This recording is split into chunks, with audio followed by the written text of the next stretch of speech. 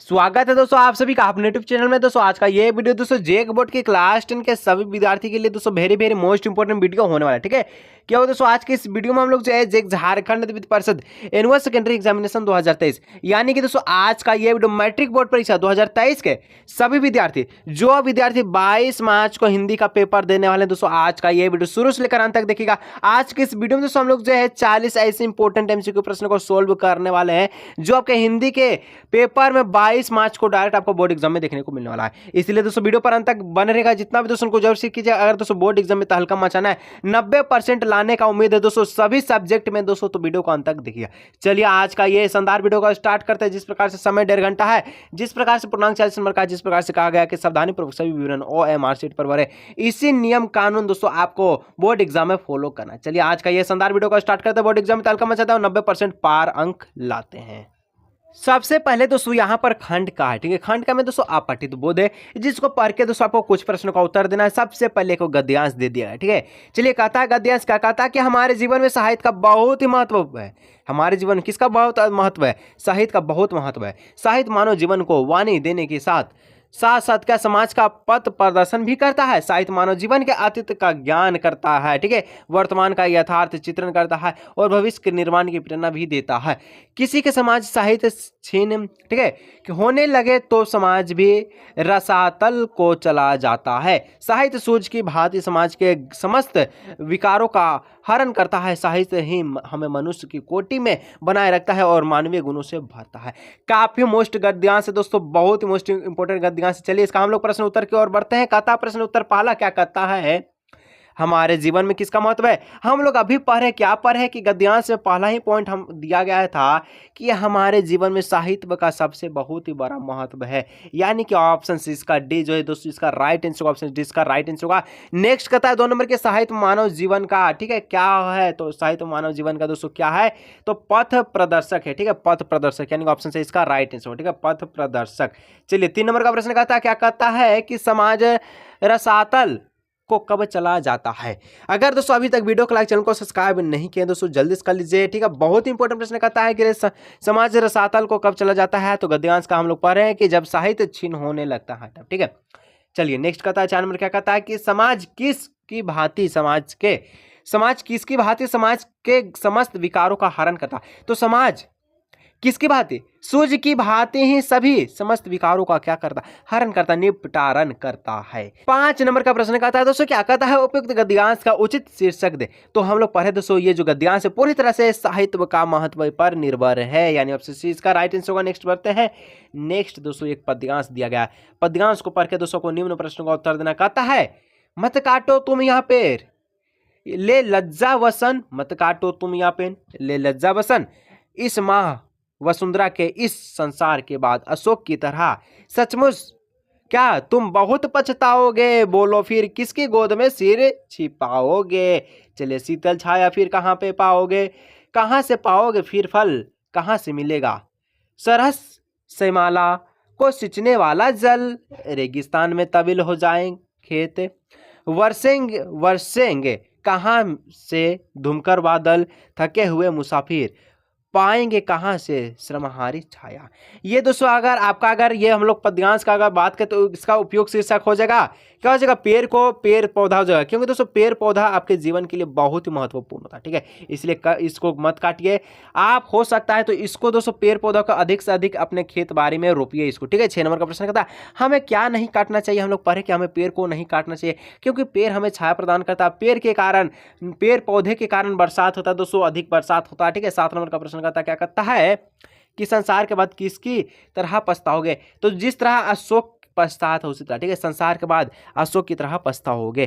कहता है 8 नंबर कि पेड़ हमें क्या देता है? तो पेड़ हमें दोस्तों क्या देता है? तो शीतल छाया देता है। क्या है? पेड़ हमें शीतल छाया देता है, छाया प्रदान करता है। जब आप धूप में कड़ी रोशनी में आप टहल रहे होते हैं और आपको बहुत ही जोर से तबीयत यानी कि बेहोश होने लगते हैं, मानी कि पूरा एकदम तबीयत खराब होने लगता है दोस्तों, धूप के कारण आप आगे जाते हैं तो छाया में जाते हैं। किसके छाया में? पेड़ की छाया में जाते हैं, इसलिए पेड़ को मत काटिएगा। ठीक है, कहता है क्या कहता है कि श्यामला किसे कहा गया है? तो ये दोस्तों हमारी हरी भरी धरती को कहा गया है। ठीक है, ऑप्शन सी इसका राइट आंसर होगा।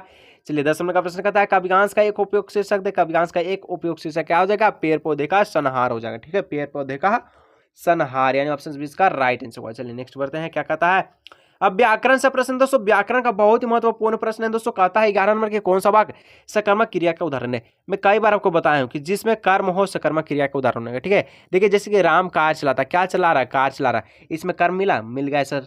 तोता उड़ता है, कैसे उड़ता? क्यों उड़ता? बच्चा रोता है, क्यों रोता? कैसे रोता? बच्चा हंसता है, कैसे हंसता? क्यों रोता है? ये दोस्तों इसमें कर्म नहीं मिला, यानी ऑप्शन सी में कर्म मिला। कर्म इसका राइट आंसर सकर्मक क्रिया का उदाहरण। 12 नंबर का प्रश्न का था कि कौन सा वाक्य अकर्मक क्रिया का उदाहरण, यानी कि अब इसमें आप क्या कर्म खोजिएगा तो नहीं मिलेगा। ठीक है, कर्म इसमें अब नहीं मिलेगा। सीधा पत्र लिखते हैं, क्या लिखते हैं? पत्र लिखते हैं। रीमा सिनेमा देखते हैं, क्या देखते हैं? सिनेमा देखती है। श्याम ने गाना गाया, क्या गाया? गाना गाया।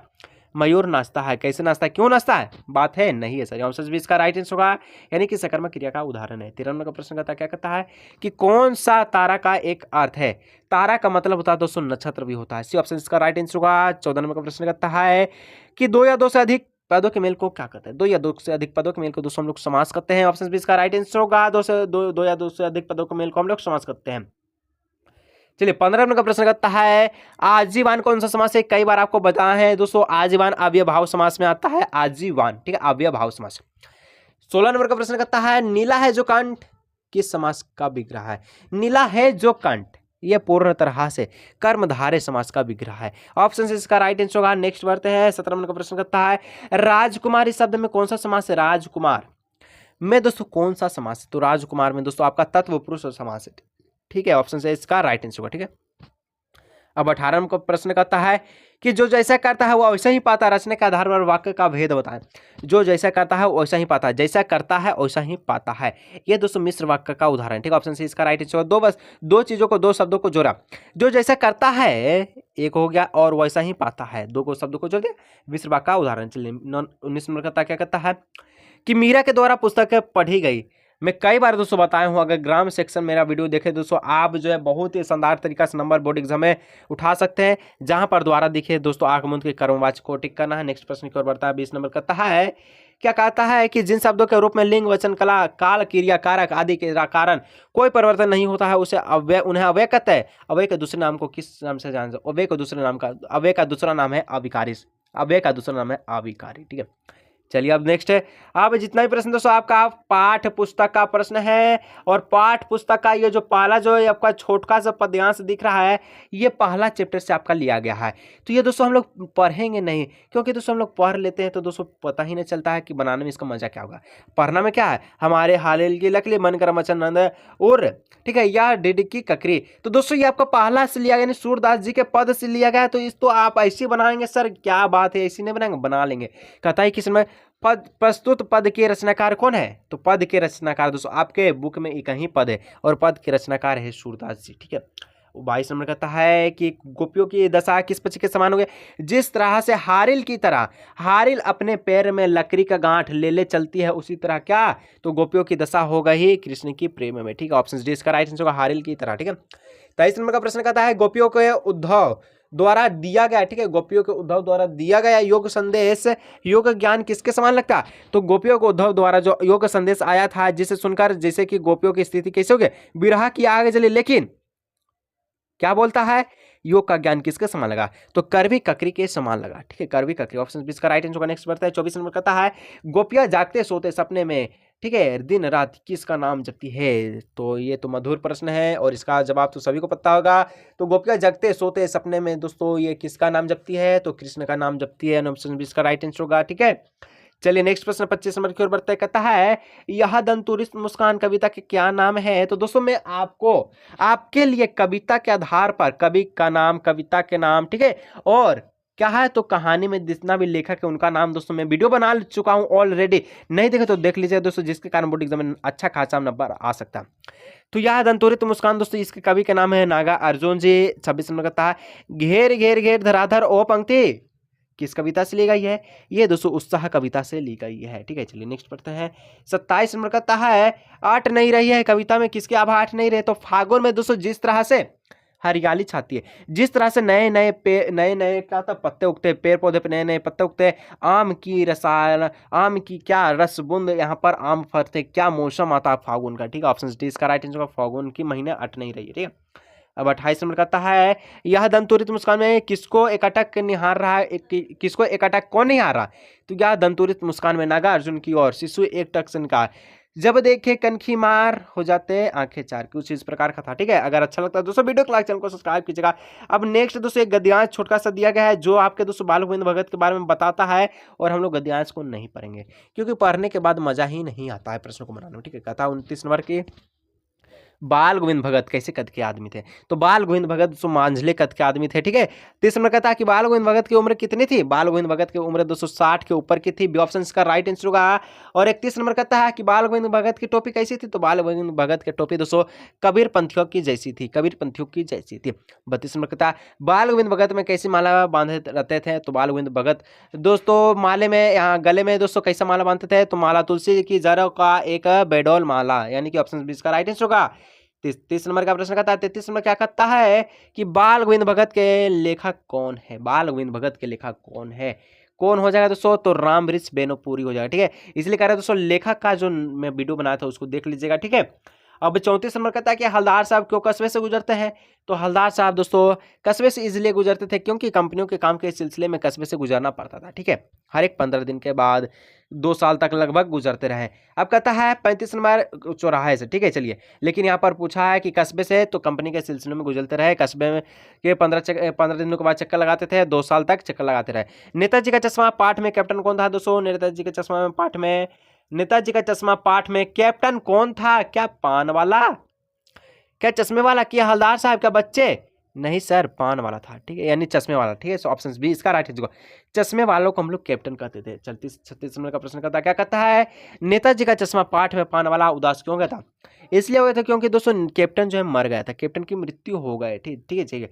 अब चलिए नेक्स्ट, यहाँ पर माता के आंचल से कुछ गद्यांश दिए गए, हम लोग गद्यांश को स्किप करके आगे की ओर बढ़ते हैं। कहता है 37 नंबर क्या कहता है कि माता का आंचल कहानी के लेखक है। माता के आंचल कहानी के लेखक है शिवपूजम सहाय।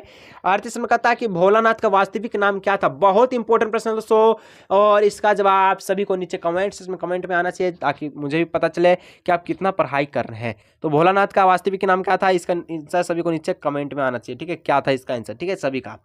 चलिए, अब 39 में कहता है कि लिलार शब्द का क्या मतलब है। लिलार का मतलब दोस्तों ललाट भी होता है। और 40 में कहता है आज किस वीडियो का लास्ट प्रश्न है। तो वीडियो को लाइक, चैनल को सब्सक्राइब कीजिएगा। भोलानाथ के सिर में क्या थी। तो भोलानाथ के सिर में दोस्तों लंबी लंबी जटाएं थी। आज का ये वीडियो यहीं समाप्त करते हैं। वीडियो अच्छा लगता है वीडियो को लाइक, चैनल को सब्सक्राइब कीजिएगा। और भोलानाथ का वास्तविक नाम क्या था नीचे कमेंट कीजिए। चलिए दोस्तों, हम लोग मिलेंगे इस तरह नए वीडियो में।